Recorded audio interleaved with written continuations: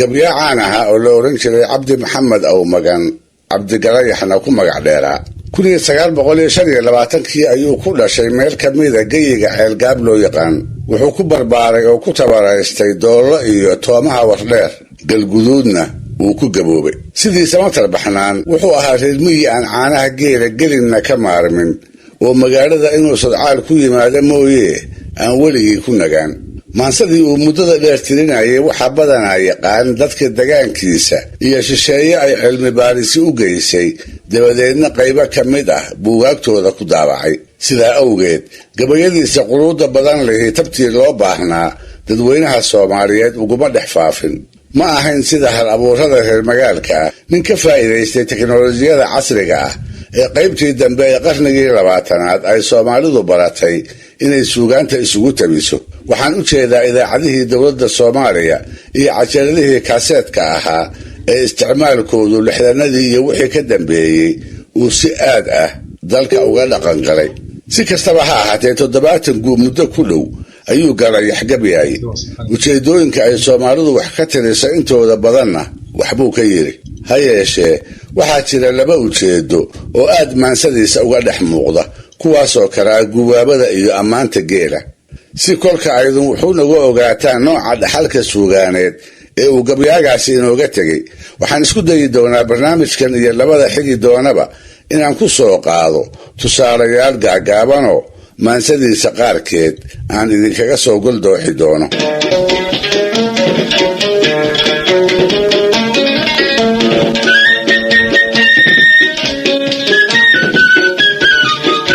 markii haddaba haasaabo loogu yimaado halkuu Galayax jeclaa inuu ka bilaabo aniguna intaan abbaaro aan wax idinkaga iftiimiyo tixihii uu geela ku ammaanay qaarkood wuxuu ahaa nin si xad dhaafa meesigaa u jecel oo aan xoolaha kale xoola u aqoon caanihiisa mooyee oon kale oo idili ay la xaraarayd magaalada iyo waxa laga gasiintaana ay hafadya la ahaayeen taasina waxay sabab u noqotay qiyaasta 2 dalool oo maansadiisa ka mid ahi inay ku saabsanaato ammaanta geela dheefta uu leeyahay iyo tabaha ugu wanaagsan ee loo dhaqdo wuxuu ahaa tan iyo kulaynimadii nin dhaqaalaha geela u googo'ay sidaa darteedna aad u yaqiin dabeecadaha 3 jaad ee uu ka kooban yahay waa siif dacarka mayga iyo Soomaal cadke taa ayaana kol dambe ku dhiirigelisay inuu ku faano aqoonta meesigaas cid kula tartami kartaay inaanay jirin Sayid Maxamed raaga ogaas iyo odayadii la da'da ahaana allaha ka dhige 1975 gabay uu tiriyay waa kii ugu arartay anoo qayd Mareykaana qaba maraba waacayna iyo haatan madaxayga oo meela ka cadaaday intaasaan mareerta u sitoon dabab maluugnaaye wax dhan baan mataanaha ka shubay tii macaan badanee wax dhan baan wadaan uga malmalay eegal maax kululay wax dhan baan habeenkoo mugdiya mayracoo rogay wax dhan baan ku miray toomihii mulufka weynaaye wax dhan baan magaalo u huray oon meeliyoo dhaqaye wax dhan baan haween uga maqnaa mehersigoodii iyo wax dhan baan maqaarada u siday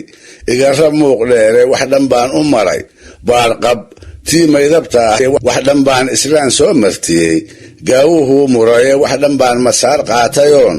mooraduu dhigaye madow iyo caddaan iyo guduud midabyadii geela macnihiisa oo idil sidaan anigu moodayo kolay Maxamed iyo raaga tahay odayadii meeyday waa muran nin kale oo yiri kaaga muunsanaya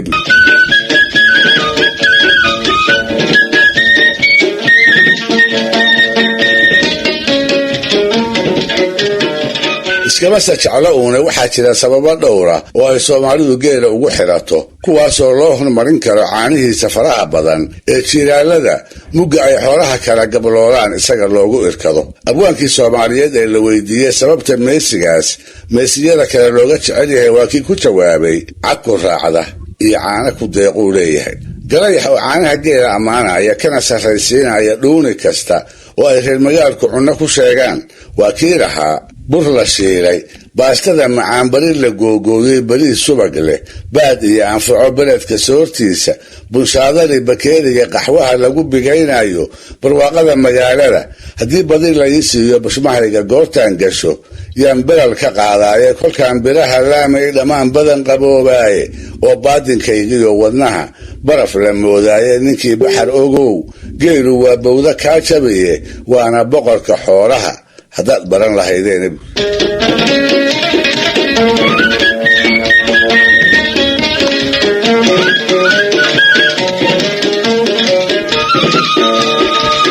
mar kale isaga oo ina baraya caanaha geelu inay yihiin cunnada keliya ee oogada aadanaha wax ay ku taraan mooye aan wax u dhibin lahana gelin. waa kii lahaa caanaha qiyaas laga liso iyo qoranka ruurkeeda ayuunbaa quraacaya cashaba lagu qaboobaaye qashin weeye soortii kalood quud ka dhigataaye qandho iyo kulayl laguma oga qabata meel baase qabsinkiiyo calooshoo dhan bay qaras u diidaane inkastoo qasnada looga furo qadarna loo yeelo magaalada ma qaayibo ninkay qaawo korisaaye qaxwo kulul qudaar iyo bariis qamadi laysiiyo qadac subag ah weel lagu darow qiiqu ololayo qalbiga wax uga sii roon inaan dhay qurquriyaaye kol haddaan markuhu ii qotomin qulubtay laabtiiye.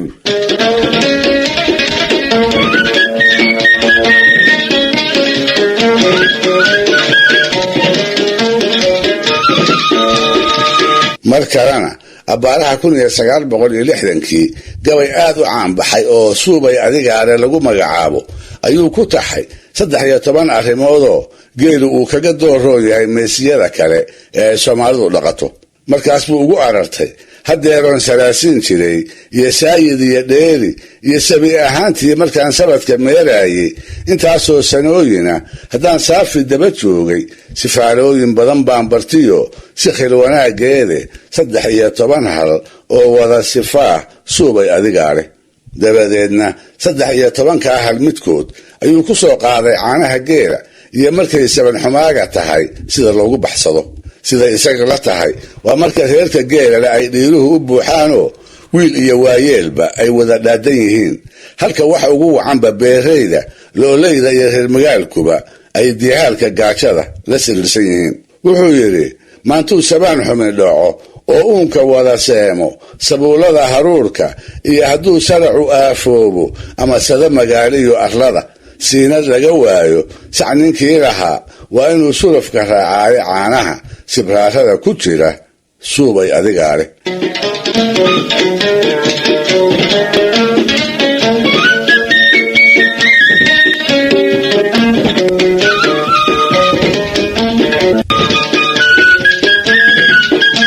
dhegaystayaal barnaamijkii toddobaadkii hore sidaad ku maqasheen caanihiisa tirada badan ee tayada wanaagsan loo qiray ayaa malaha ugu weyn sababaha ay Soomaalidu geela ku jeclayd ee dhaqashadiisa ay ugu burburi jirtay. waataan idiin mariyey ammaanta caanaha tixa ku saabsanoo aan ka soo goldooxay qaar ka mid ah gabayadii milgada badnaa ee allaha u naxariistee uu tirin jiray Cabdi Maxamed Awmagan oo Cabdigalayax loo yiqiin dhawaanna dadka aakhiro ku biiray. hase ahaatee caanaha ka sokow waxaa iyaguna jira sababo kale oo daraaddood lahaanshaha meesigaas ay Soomaalidii hore ugu xusul duubi jirtay markay heshana ugu mintidi jirtay. kuwaa qudhoodana Cabdigalayax kama uu ilduufine si faahfaahsan ayay gabayadiisa uga dhex muuqdaan. sidaynu wada ognahay muddo dheer ayuu geelu ahaa halbeegga hodantooyada qoyskii Soomaaliyeed ee reer miyiga ahaa. nin walibana tirada uu ka haystaa intay la eg tahay ayaa meekhaankiisuna ku jaango'naa. 100 iyo dheeraad halaad kii yeeshaa wuxuu ahaa nin la dhagaysto oo tixgelin gaara bulshada ku qaba marka la barbar dhigo kan halaha yar leh ama lo'da dhaqda ama bacayrta ah ee isku dagaanka iyo isku gadahaba ay yihiin. waxaa ninka geela badan leh aad ugu fududaa inuu helo wax walba oo uu ku taamo, gaar ahaan guursiga hablaha kuwa ugu bilicdasan ama qoysaska magacyada waaweyn leh ka soo jeeda. geel yarad ah oo qaan iyo coladba leh markuu soo tubo ayuu odaga gabadha dhalay iska kari waayi jiray inuu halhaleel ku bixiyo.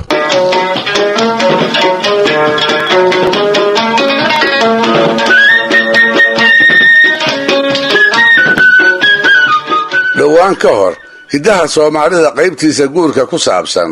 waxaa tiirdhexaad u ahaa yaradka kolba ninka reer dhisanaya ay ahayd inuu guddoonsiiyo gabadha aabbaheed iyo guud ahaan qoyska ay ka dhalatay. sidaan soo sheegay waxay ahayd arrin ragga geela hanta oo keliya u sahlanayd, kuwa aan lahaynna ku adkayd. taasina si aftahanimo ku dhan tahay waxay ugu googo'an tahay dhaxalka maanso ee allaha u naxariistee cabdigarayax uu inooga tegey. tuduc ka mid a dhalanka iyo dhaqashada geela gabay ku saabsan ayuu arrintaa ku soo qaaday. waa gabaygiisii la magac baxay allow mayaha naga qaadin ee qayb ka mida uu ku lahaa: wuxuu dumar rag ugu maahayaa midabka weeyaane majaafada xun lama guursado,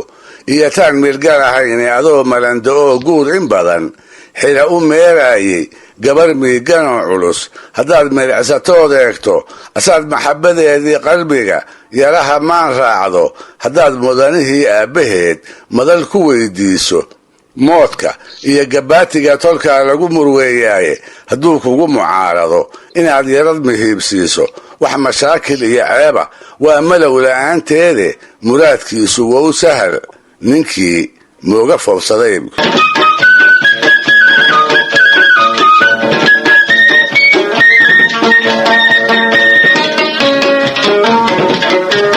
sida la malayn karo jacaylka geelu wuxuu cabdigarayax gaarsiiyey inuu doobnimo ku raago, inuu muddo dheer xodxodo dumar ka maago, in guur iyo qalqaaladiisba uu maankiisa ka saaro.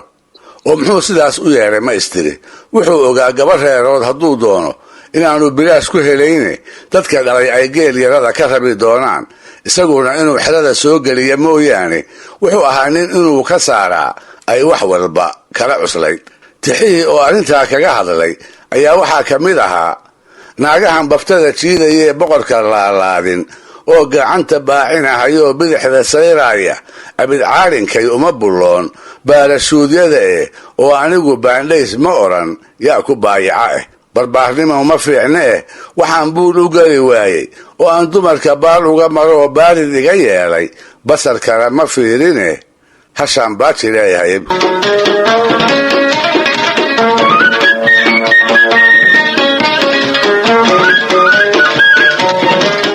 mar kalena isaga oo geela ammaanaya, daryeelkiisana nafta ku guubaabinaya, ayuu haddana dhaar ku marayaa inaanu weligiis yarad ku bixin doonin. wuxuu yidhi: goortay xagaayadu dhacdo oo xanafta jiiraala amay xaaluufowdo arlada, xaabku ka idlaado gaawaha xayaabada leh iyo xoorta iyo dhayda iyo xigashadeedaan bartiyo xulo karuurkeede, waxba kalama xeer dhigo ninkii xaaladeed ogiye. waxba kalama xeer dhigo ninkii xaaladeed ogiye, aniguna xusuustaan u qabo waa u xuslinayaaye, oo jeeraan xaqeeda iska gudo waa xujaysnahaye, haddii aanan xayaaday in badan kuu xanibin ruuxa amaan xera ku dhaabsado, intaan xerada kaa saaro alla ilaahay xalqaanahay. nin ragu waa xagsaday geelab.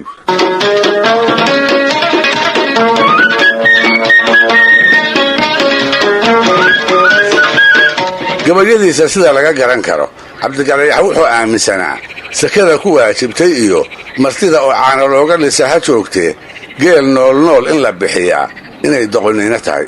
ha yeeshee geelna waa galgashaa, ragna weysgediyaa, waa tii lagu maahmaahaye wax la guubaabiyaba ugu dambaystii gabyaagu wuu guursaday. wuxuu doonay inan rag isku arkayoo quruxdeeda aan indhaha loo dhammayn karin.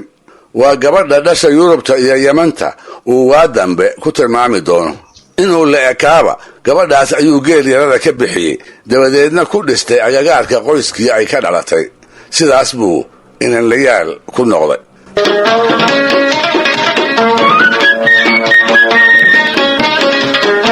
sanad kadib gabadhii waa lamaanaatay. gabyaaga oo markaas dhul reeraha ka fog geela ku haya ayaa loo sheegay afadiisii inay gabadh dhashay. kolkaas buu laba halaad oo irmaan geelii ka soo socday. labadaasoo midi ay ahayd hal uu si gaara u jeclaa oo yaray lagu magacaabi jiray ayuu umushii u kaxeeyey. markuu u geeyeyna dib ugu noqday horweynkii uu awalba ka yimid. dhowr toddobaad kadib ayuu haddana reerkii ku laabtay. isla markii uu u hoydayna waxaa loogu warramay war markuu maqlay uu ismadax maray. waxaa loo sheegay maalin aan fogayn suuqa xoolaha ee beledweyne in dilaaladu ay yaray ka naadiyeen, halkaana looga iibsaday ninkii soo safarsaday oo ahaa isaga seedigiis. waa gabadha dhowaanta u umushay walaalkeeda. si daran ayuu u cadhooday. markaas bay ka go'day inuu jaro xidhiir kasta oo reerka kala dhexeeyey. xidhiirkii xididnimo intuu ka bilaabay ayuu gabadhii hadda curatay saddexdeedii maqashiiyey. oo gabadhu maxay dhibtay ayaa la ishaybiyey. jawaabtiina waxay noqotay waxba ma ay dhibine iibsigii yaray iyo falkii walaalkeed ayay eersatay.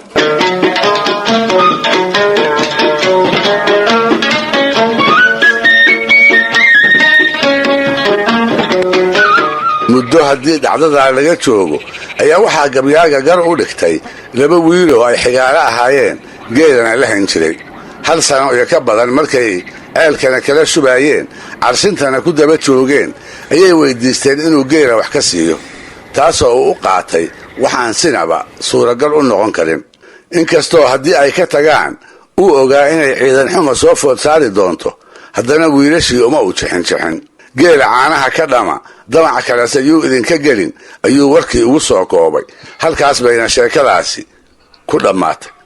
waxaase ka haray laguna xusuustaa 4 meelisoo uu garayax ku taariikheeyey. dadka degaankuna markay maqlaan ay la yaabaan una daliishadaan jacaylkii badnaa ee uu geela u hayey. wuxuu yidhi, haddaan geela yowgii walbaba ugu yaboohayo oo aan qaalmo yuubyuuban oo yarada dhiibaayo, gabadhaad dhashii yurubta iyo yemanta moodaysay yaray uma fureen maalintii yaabka loo go'ay. dhegaystayaal, barnaamijka dhaqanka iyo hidduhu maanta halkaa ha inoo jooga waayaan toddobaadka soo aadan iyo ku lamida hadduu eebba idmo. dhegaystayaal, inta la nool yahay qardoofo waa joogto. tan iyo aamanuu uu halganka jiritaanka iyo isu gacanqaadka aadanuhu mataana uunbay ahaayeen. inta ifka lagu sugan yahay wax kala jiidashada iyo hanti kala boobku dhammaad ma laha, oo waa wax aan la filayn bulshooyinka dunidu inay muddo dheer kala badbaadaan inta saboolka iyo hodanku ay jiraanoo midi uu ladnaan qabo midna uu luufluuf ku jiro. tan iyo waagii la is abuuray laga soo bilaabo maantuu qaabiil makalay walaalkii haabiil, isdilka iyo isdhaawaca dadka ka dhexdhacaa waana mahakan. taana gabyaagii soomaaliyeed ayaa indhaha ka riday markuu yidhi, toorida galkii laguma celin tan iyo maantii.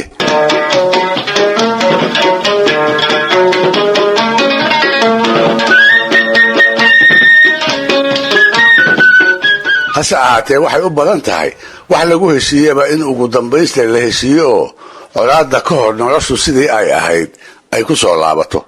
soomaalida oo ah bulsho toltol ka dhisani kama duwana ummadaha kale ee colaadaha hubaysan ee ay dhex mari jireen welina ay dhex maraan, kadibna intay wada xaajoodaan ka heshiiya.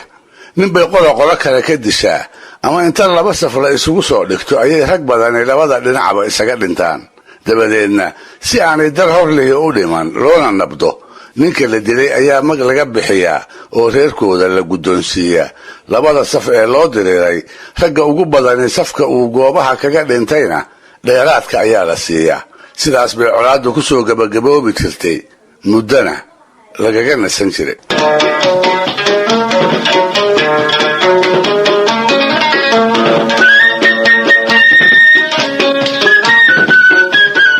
haddaynu mar kale dhaqanka soomaalida dib u maleecsanno, ma badna gacan ku-dhiglaha in inta la soo qabto la qisaaso. inkastoo diinta islaamku ay sidaa dhigayso, waxay door bidi jireen in mag la kala qaato, taasoo iyaduna u ahayd hanaan ay ku kala baxdo oo ay diintu u ogoshahay. waayadan ka horse magta lacag iyo xoolo oo idin laguma bixin jirin, geela oo keliya ayay ku bixin jireen. isaga ayayna kor boqoladii ceel qabtaa ku samri ogeyd. taasina waa waxtar kale iyo sabab ay soomaalidu meesigaa ku jeclayd, nabadna ka dhex dhalin jirtay labada dhinac oo aan si kale ku kala badbaadeen. allaha u naxariistee tabta cabdigalayax maansayahanadii sida aan la arag ee aan la maqal geela u jeclaa, in badan bay arrintaasi xohooda ku soo qaadeen. mar walbana waxay ku dari jireen waxtarka uu leeyahay ee meesiyada kale ay uga doorbidi jireen. cumar isteeliya oo reer berbera ahaa, kana mid ahaa raggii ammaanta geela ku wardiyi jiray, waa kii lahaa ajal dhimatay oy laba qabiileedii kala gaadhay 100 awrku dheer yahay, kolkii ooda laga qaado markaas baa ninkii iilka galay lagu ilaawaaye mar kalena gabaygiisii xarafka siinka ku tirsanaa ee isna ammaanta geela ku saabsanaa waa kii ku soo gebagabeeyey soddon ha isku dhimatee haddii ugub la soo sooco samir iyo ammaan baa gacmaha la isu saaraaye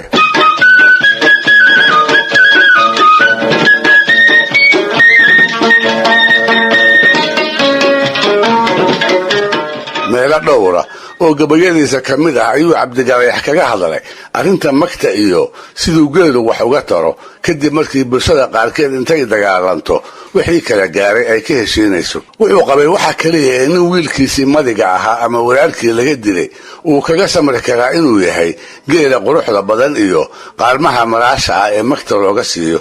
ma jiraan ayuu leeyahay xoolo aan geel ahayn oo ninkaasi uu kaga gam'i karo ragga ka maqan gabaygiisii ku magacawnaa allow may ha naga qaadin waa kii ku lahaa wax la moogyahaa inagu iman maalin iyo leyle dad hadday manaabiyo xumaan meel ku kala gaadho nin haddii la mawtiyo wadkii naga maqnaan waaye ayadaa mag loo bixin jiro waa maslaxad weyne nin walaalka meyd yahay amuu madigi geeriyooday qaalmaha maraashaa kolkii baqadra loo sooco madoobaadka iyo waa ka bi'i murugadii ciile ayadaa martabadaas leh iyo muuna iyo khayre adaa nagu manaystaye allow may ha naga qaadin mar kalena isla arrintaas isaga oo ku ammaanaya geelu inuu yahay xoolaha qura ee qisaas kaa furan kara raggana ku meeqaana waa kii gabay kale oo uu tiriyey ku odhan jiray ninkiisa quursadow geelu waa qaniyadeennii iyo rag isqalay qabiilo isdishay iyo qaan la bixin waayey ayadaa wax lagu qaybsan jiray qadarlamoodiiye maalintii qisaas lagu gasho yay qowlku furataaye khasaare iyo faydaba raggay qalas ku raacdayen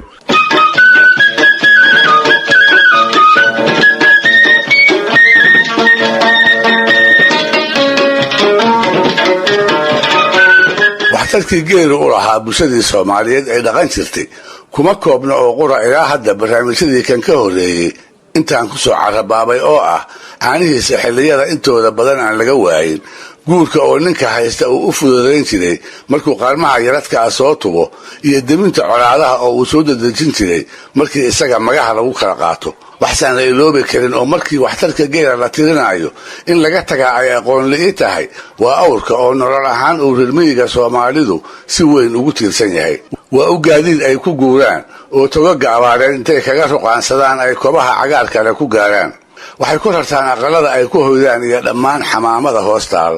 waxay gurada u dhigaan dalandalka aan geediga cagihiisa ku raaci karin ariga doonka ah waxaraha marmarka qaarkoodna nirigga ama nirigta maalintaa dhalata ayay ku qaataan oo waa wixii xoogga iyo adkaysiga badnaaye meel fog oo idil bay danaha ay leeyihiin kaga soo qunsadaan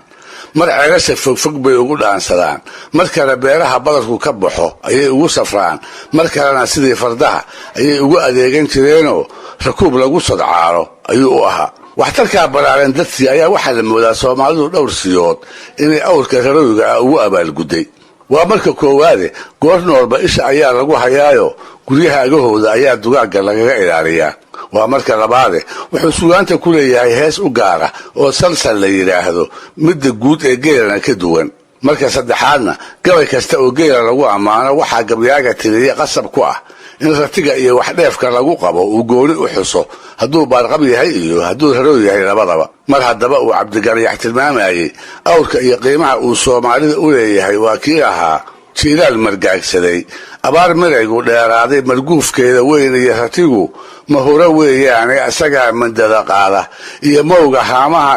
manqadiyo wax loo dhaamiyaa maxasta reeraae ayadaa martabadaas leh iyo muuna iyo khayre adaa nagu manaystae allow may ha naga qaadin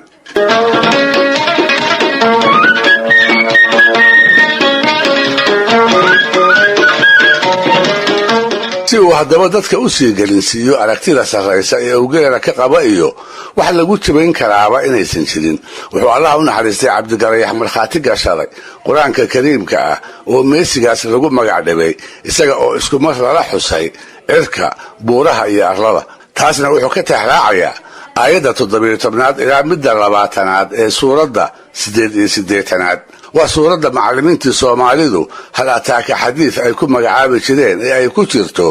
afalaa yanduruuna ila alibili kayfa khuliqat wuxuu yidhi saddexday adduunyadu tahaad ugu sarraysaaye suuradaha qur-aanka iyo rabbaa saxay warkaagii samada iyo buurta iyo arlada lagugu saaweeye waxaan weli sinaadkood la arag suubay adigaa leh